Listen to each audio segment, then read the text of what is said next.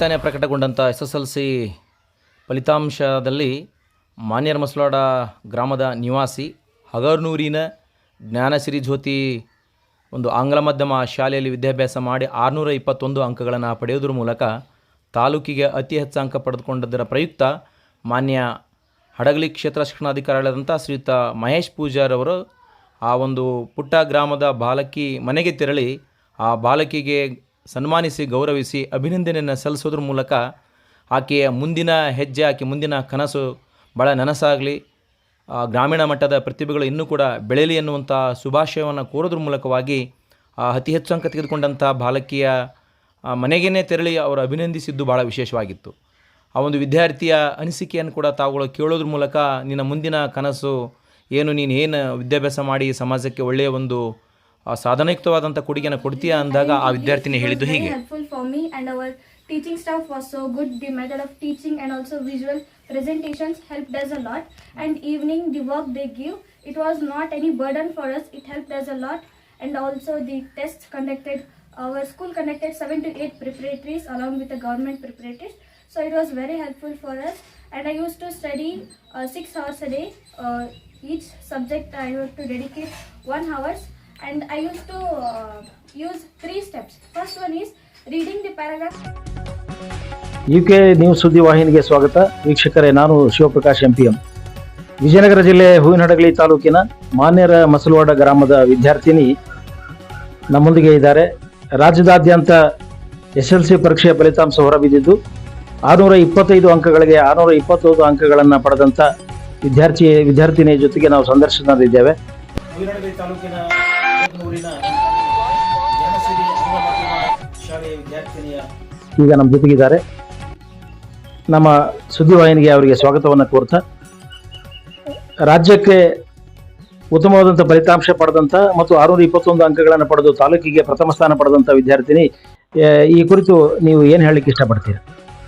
ನಾನು ಲಕ್ಷ್ಮೀ ಬಸವರಾಜ್ ಬಿದ್ರಳ್ಳಿ, ಜ್ಞಾನಶ್ರೀ ಜ್ಯೋತಿ ಆಂಗ್ಲ ಮಾಧ್ಯಮ ಶಾಲೆ ಹಗರ್ನೂರಿನಲ್ಲಿ ವಿದ್ಯಾಭ್ಯಾಸ ಮಾಡಿದ್ದೇನೆ.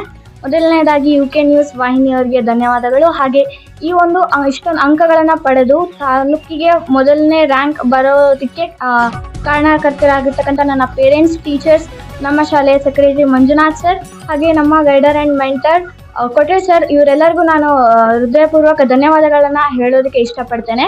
ನನ್ನ ಈ ಒಂದು ಕನಸಿನಲ್ಲೂ ನಾನು ಅಂದ್ಕೊಂಡಿದ್ದಿಲ್ಲ ಮುಂಚೆ ನಾನು ಈ ರೀತಿಯಾಗಿ ಸ್ಟೇಟ್ ಲೆವೆಲ್ ಕಾಂಪಿಟೇಷನ್ ಕೊಡ್ತೇನೆ ಅಂತ.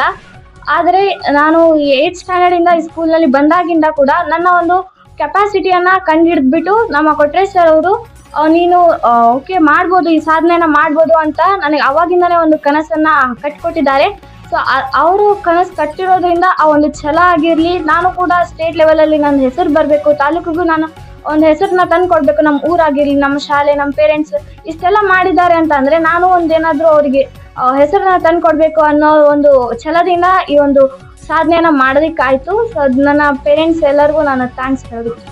ಪ್ರತಿದಿನ ಎಷ್ಟು ಗಂಟೆಗಳ ಕಾಲ ನೀವು ವಿದ್ಯಾಭ್ಯಾಸ ಮಾಡ್ತಿದ್ದೀವಿ? 6 hours ನಾನು ಸ್ಟಡಿ ಮಾಡ್ತಿದ್ದೆ.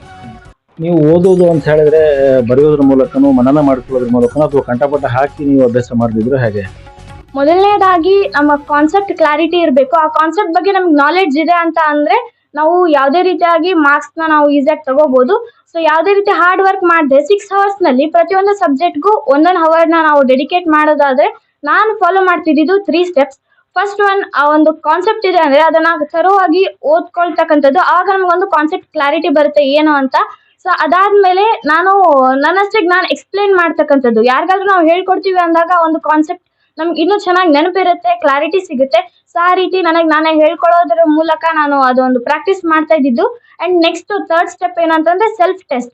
ನಾವು ಓದಿರೋದನ್ನು ನಾನು ನೋಡ್ಕೊಳ್ದೆ ಬರೆಯೋದಾಗಿರಲಿ, ಅದನ್ನ ಬರೆದು ನಾನು ಯಾವ ಪಾಯಿಂಟ್ಸ್ ಮಿಸ್ ಮಾಡಿದ್ದೀನಿ, ಏನು ನೋಡ್ಕೋಬೇಕು ಅನ್ನೋದನ್ನು ಕೂಡ ನಾನು ಚೆಕ್ ಮಾಡ್ಕೋತಾ ಇದ್ದೆ. ಆ ರೀತಿ ಸೆಲ್ಫ್ ಟೆಸ್ಟ್ ಮಾಡೋದ್ರಿಂದ ಲಾಸ್ಟ್ ನನಗೆ ಕ್ಲಾರಿಟಿ ಸಿಕ್ತಿತ್ತು. ಯಾವ ರೀತಿ ಆನ್ಸರ್ ಫಾರ್ಮೇಷನ್ ಆಗಿರ್ಬೋದು, ಇದನ್ನೆಲ್ಲ ಈ 3 ಸ್ಟೆಪ್ಸ್ನ ನಾನು ಪ್ರತಿಯೊಂದು ಸಬ್ಜೆಕ್ಟ್, ಲ್ಯಾಂಗ್ವೇಜ್ ಆಗಿರಲಿ, ಕೋರ್ಸ್ ಸಬ್ಜೆಕ್ಟ್ ಆಗಿರಲಿ, ಈ ಒಂದು ಸ್ಟೆಪ್ಸ್ನ ನಾನು ಯೂಸ್ ಮಾಡಿರೋದ್ರಿಂದ ನನ್ನ ಸ್ಟಡಿ ತುಂಬಾ ಸ್ಮೂತ್ ಆಗಿ ಜರ್ನಿ ಮೂವ್ ಆಯಿತು ಅಂತ ಹೇಳಿ. ಭಾಳ ಕಷ್ಟಪಟ್ಟು ಓದಿದ್ರು, ಏನು ಇಷ್ಟಪಟ್ಟು ಓದಿದ್ರು? ನೀವು ಇಷ್ಟಪಟ್ಟು ಓದಿದ್ರು, ಹಾಗಾಗಿ ಎಲ್ಲ ಸಬ್ಜೆಕ್ಟು ನಿಮ್ದಾಗ್ಲಿಕ್ಕೆ ಸಾಧ್ಯ ಆಗಿದೆ. ಭಾಳಷ್ಟು ವಿದ್ಯಾರ್ಥಿಗಳು ರಾತ್ರಿಯೆಲ್ಲ ಓದಿ ನಿದ್ದೆಗೆಟ್ಟು ಆರೋಗ್ಯವನ್ನು ಕೆಡಿಸ್ಕೊಂಡು ಓದುವ ಸಂದರ್ಭ, ನೀವು ಓದಿದಂಥ ವೇಳಾಪಟ್ಟಿ ಹೇಗಿರ್ತಾ ಇತ್ತು? ಮುಂಜಾನೆ 5 ಇಂದ ನಾನು 7:30ವರೆಗೂ ಸ್ಟಡಿ ಮಾಡ್ತಾ ಇದ್ದಿದ್ದು. ಬೆಳಗ್ಗೆ ಯಾವ್ದಾದ್ರು ಕಾನ್ಸೆಪ್ಟ್ ಟಫ್ ಇದೆ, ಡಿಫಿಕಲ್ಟ್ ಇದೆ ಅಂತಕ್ಕಂಥ ಕಾನ್ಸೆಪ್ಟ್ ನಾನು ಮಾರ್ನಿಂಗ್ ಸ್ಟಡಿ ಮಾಡ್ತಾ ಇದ್ದೆ. ನೆಕ್ಸ್ಟ್ ಸಾಯಂಕಾಲ ನನ್ನ ಸ್ಟಡಿ ಅವರ್ ಸ್ಟಾರ್ಟ್ ಆಗ್ತಿದ್ದು 6 ಇಂದ. ಅಲ್ಲಿಂದ one and 1.5 hour writing work ಇದ್ರೆ, ಅದಾದ್ಮೇಲೆ ನೆಕ್ಸ್ಟ್ 10:30ವರೆಗೂ ಕೂಡ ನಾನು ಮತ್ತೆ ಇನ್ನುಳಿದ ಸಬ್ಜೆಕ್ಟ್ಸ್ ನ ಸ್ಟಡಿ ಮಾಡ್ತಾ ಇದ್ದಿದ್ದು. ಅವತ್ತಿನ ದಿನ ಆ ಕ್ಲಾಸ್ ನಲ್ಲಿ ಏನ್ ಹೇಳಿದ್ದಾರೆ ಅದನ್ನ ಕಾನ್ಸಂಟ್ರೇಷನ್ ಕೊಟ್ಟು ಕೇಳಿ ಅವತ್ತು ಮಾಡಿರ್ತಕ್ಕಂಥ ಮ್ಯಾಕ್ಸಿಮಮ್ ಅಂದ್ರೆ 2 to 3 pages ಮಾಡೋದಕ್ಕೆ ಸಾಧ್ಯ ಒಂದ್ ಕ್ಲಾಸ್ ನಲ್ಲಿ. ಸೊ ಅದನ್ನೇ ಬಂದ್ಬಿಟ್ಟು ನೀಟಾಗಿ ಸ್ಟಡಿ ಮಾಡೋದ್ರಿಂದ ಯಾವುದೇ ರೀತಿ ಪ್ರಾಬ್ಲಮ್ ಆಗಿದ್ದಿಲ್ಲ. ಇದೇ ರೀತಿ ನನ್ನ ಡೈಲಿ ಟೈಮ್ ಟೇಬಲ್ ಇರ್ತಾ ಇತ್ತು. ನೀವು ಹಾಸ್ಟೆಲ್ ಇದ್ರೋ ಅಥವಾ ಇಲ್ಲಿ ಊರಿಂದ ಓದಿ ಅಭ್ಯಾಸ ಮಾಡ್ತಾ ಇದ್ರಿ? ಹಾಸ್ಟೆಲ್ ಅಲ್ಲಿ ಇದ್ದಿದ್ದಿಲ್ಲ, ಊರಿಂದಾನೇ ಅಭ್ಯಾಸ ಮಾಡಿದ್ದು.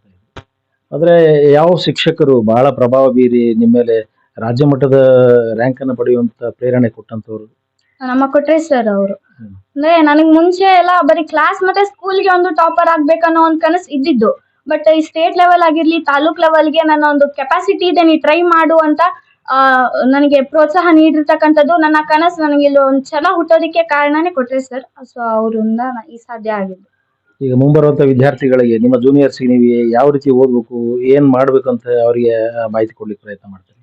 10th ಸ್ಟ್ಯಾಂಡರ್ಡ್ ಅಂತ ಅಂದ್ರೆ ಅದು ಕೂಡ ನಮ್ಮ ಏನು ಎಜುಕೇಶನ್ ಜರ್ನಿ ತರಾನೇ ಇರೋದು. ಯಾವುದೇ ರೀತಿ ಸ್ಟ್ರೆಸ್ ತಗೊಳ್ಬೇಕಂತ ಏನಿಲ್ಲ. ನಾವು ಲೇಟ್ ನೈಟ್ ಸ್ಟಡಿ ಮಾಡೋ ಅವಶ್ಯಕತೆನೂ ಇಲ್ಲ. ಕ್ಲಾಸ್ ಕೇಳುವಾಗ ಏನ್ ಹೇಳ್ತಾರೆ ಅಂತ ಅಟೆಂಟಿವ್ ಆಗಿ ಯಾವುದೇ ರೀತಿ ಡಿಸ್ಟ್ರಾಕ್ಷನ್ ಇಲ್ಲದೆ ಕ್ಲಾಸ್ನ ಕೇಳಬೇಕು.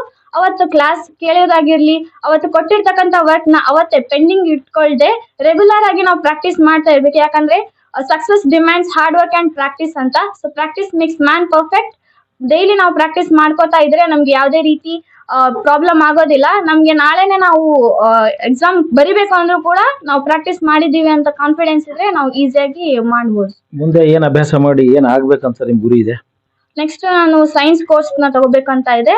ಇದಾದ್ಮೇಲೆ ನಾನು IAS ಆಫೀಸರ್ ಆಗುವಂತ ಕನಸು. ಧನ್ಯವಾದಗಳಮ್ಮ. ಬಸವರಾಜ್ ಅವರೇ, ನಿಮ್ಮ ಮಗಳು ತಾಲೂಕಿಗೆ ಪ್ರಥಮ ಸ್ಥಾನವನ್ನು ಪಡೆಯುವುದರ ಮೂಲಕ ದೊಡ್ಡ ಹೆಸರನ್ನು ತಂದುಕೊಟ್ಟಿದ್ದಾಳೆ. ಈ ಸಂದರ್ಭದಲ್ಲಿ ನೀವು ಈ ಸಂತೋಷವನ್ನು ಹೇಗೆ ಹಂಚ್ಕೋತೀರಿ? ಸರ್, ನಾನು ಮೊದಲನೇದಾಗಿ ಈ ಸಂತೋಷನ ಹೇಗೆ ಹಂಚ್ಕೋತಾ ಇದ್ದೀನಿ ಅನ್ನೋದಕ್ಕಿಂತ ನನ್ನ ಒಂದು ವೃತ್ತಿ ಜೀವನದಲ್ಲಿ ನಾನು ಹೂವಿನಡಲಲ್ಲಿ ಸುಮಾರು 15 ವರ್ಷಗಳ ಕಾಲ ನಾನೊಂದು ವ್ಯವಹಾರವನ್ನಲ್ಲಿ ಮಾಡಿಕೊಂಡಿದ್ದೆ. ಕೊನೆಯದಾಗಿ ನನಗೆ ಈ ಕೊರೋನಾ ಅನ್ನೋ ಮಹಾಮಾರಿ ಬಂದು ನನ್ನ ಬಿಸ್ನೆಸ್ಸನ್ನು ಕಿತ್ಕೊಂಡ್ಬಿಡ್ತು. ಆ ಸಮಯದಲ್ಲಿ ನಾನು ಏನಾದರೂ ಮಾಡಿ ಜೀವನ ಮಾಡಲೇಬೇಕು ಅನ್ನೋ ಒಂದು ಛಲದಿಂದ ಅಲ್ಲಿ ಒಂದು ಸಾಯಿ ಕಾಫಿ ಬಾರ್ ಅಂತಂದು ಕೂಡ ಮಾಡಿಕೊಂಡೆ. ಆ ಕಾಫಿ ಬಾರಲ್ಲಿ ಕೂಡ ನಾನು ಲಾಸ್ ಆಗಿಬಿಡ್ತು. ಆ ಟೈಮಲ್ಲಿ ಮತ್ತೆ 2ನೇ ಲಾಕ್ಡೌನ್ ಆದಾಗ ನನಗೆ ಅನಿವಾರ್ಯತೆಯಿಂದ ನನಗಲ್ಲಿ ಬಾಡಿಗೆ ಕಟ್ಟಕ್ಕೆ ಆಗದೆ ಇರೋವಂಥ ಪರಿಸ್ಥಿತಿ ಎದುರಾದಾಗ ನನಗೆ ಕೊನೆಯದಾಗಿ ನನ್ನ ಊರಿಗೆ ನಾನು ಹೋಗಲೇಬೇಕಾದಂಥ ಪರಿಸ್ಥಿತಿ ಬಂತು. ಆ ಸಮಯದಲ್ಲಿ ನಾನು ನಮ್ಮೂರಿಗೆ ಬಂದು ಆ ಕೊರೋನಾ ಟೈಮಲ್ಲಿ ನಾನು ಊರೂರಿಗೆ ನನ್ನ ಒಂದು ವೆಹಿಕಲ್ಸ್ ಇದ್ದಿದ್ದರಿಂದ ತರಕಾರಿ ವ್ಯಾಪಾರ ಕೂಡ ಮಾಡಿದೆ.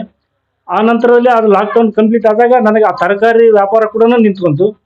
ಆ ನಂತರ ನಾನು ಏನಾದರೂ ಮಾಡಿ ಜೀವನ ಮಾಡಲೇಬೇಕು, ನನ್ನ ಮಕ್ಕಳ ಭವಿಷ್ಯಕ್ಕೋಸ್ಕರ ನಾನು ದುಡಿಲೇಬೇಕನ್ನೋ ಒಂದು.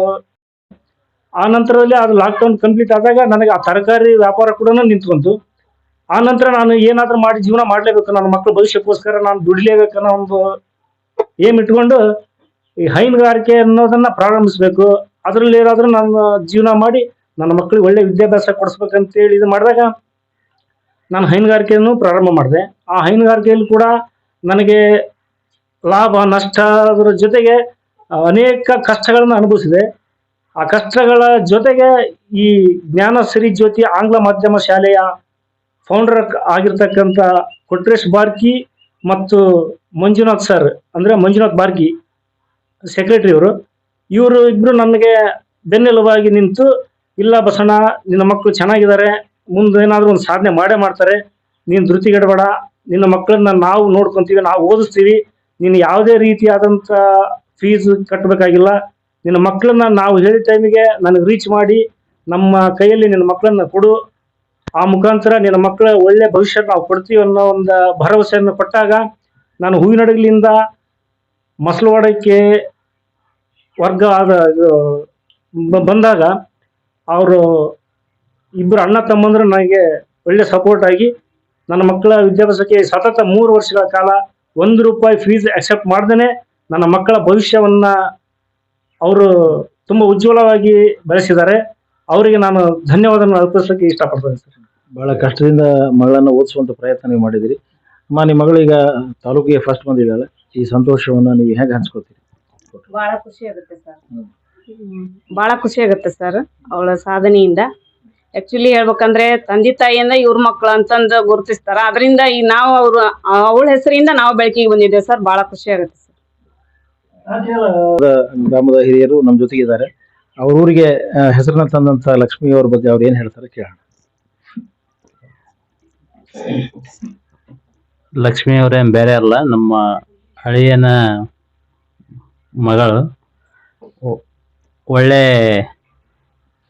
ಫಸ್ಟಿಂದನೂ ಒಳ್ಳೆ ಇಂಪ್ರೂವ್ ಇತ್ತು ಲಕ್ಷ್ಮಿ. ಆದ್ರೆ ಚೆನ್ನಾಗಿ ನಾನು ಸ್ಟೇಟಿಗೆ ಫಸ್ಟ್ ಬರ್ತೀನಿ ಅನ್ನೋ ಒಂದು ಇದಿತ್ತು, ಕಾನ್ಫಿಡೆನ್ಸ್ ಇತ್ತು. ಆದ್ರೆ state level, district level, taluk ಲೆವೆಲಲ್ಲಿ ಬಂದಿದ್ದಾಳೆ.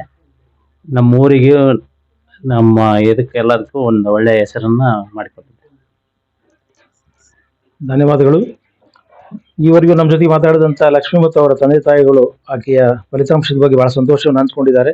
ಮುಂಬರುವಂಥ ದಿನಗಳಲ್ಲಿ ಆಕೆಯ ಭವಿಷ್ಯ ಉಜ್ವಲವಾಗಿರಲಿ, ಉತ್ತಮವಾದಂಥ ಶಿಕ್ಷಣವನ್ನು ಪಡೆದು ಆಕೆಯ ಕನಸು ನನಸಾಗಲಿ.